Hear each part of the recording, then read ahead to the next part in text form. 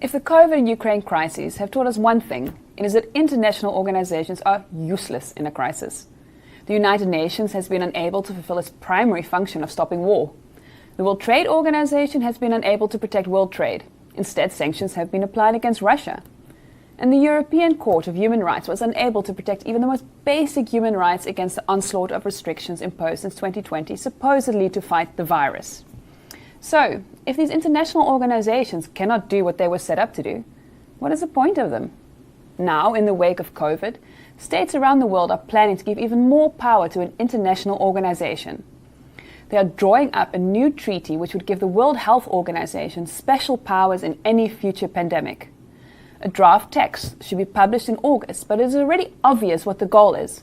It's to engineer a great reset, a world government based on climate hysteria and social control. So, apart from being useless, international organizations are also undemocratic.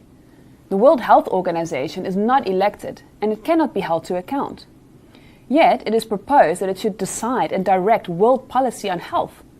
There's no citizen input into this new treaty, and you and I have nothing to say. Instead, the unelected European Commission is negotiating on behalf of the EU, even though Brussels has no power over health policies. So, bureaucrats will once again be talking to bureaucrats about how to create more bureaucracy. Indeed, the World Health Organization is not even a proper international organization, but instead a semi-privately funded agency whose biggest source of income is the Bill and Melinda Gates Foundation, plus other private bodies like the Gavi Alliance, which Gates also funds. Now, this is the same Bill Gates who said that his investments in vaccines are the best investments he's ever made.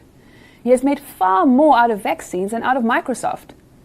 And it is difficult to think of a more flagrant conflict of interest than to give a Gates-funded UN agency the power to enforce vaccines sold by, you guessed it, Bill Gates.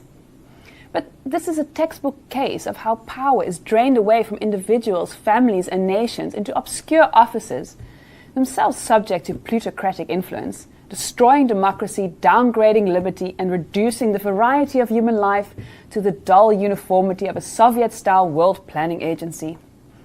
In the existing United Nations, of which the World Health Organization is a part, officials are allowed, encouraged even, to campaign for more UN power in the areas they work in. And this means that the UN, like the European Commission, is a one-way conveyor belt, inexorably sucking freedom and accountability out of the democratic domain and into the dark corridors of power, where these core values are smothered to death. Now, we are constantly being told about the virtues of diversity, but what about diversity in political choice? What was so dangerous about the response to COVID was precisely that governments all copied each other and did exactly the same thing. Any government which tried a different approach was ridiculed and berated. But if we forget the value of individual and collective freedom, we are doomed. Liberty is not dangerous, as people have been taught to believe since COVID. Liberty is a public good which should be promoted and cherished because it is a source of inventiveness and vitality.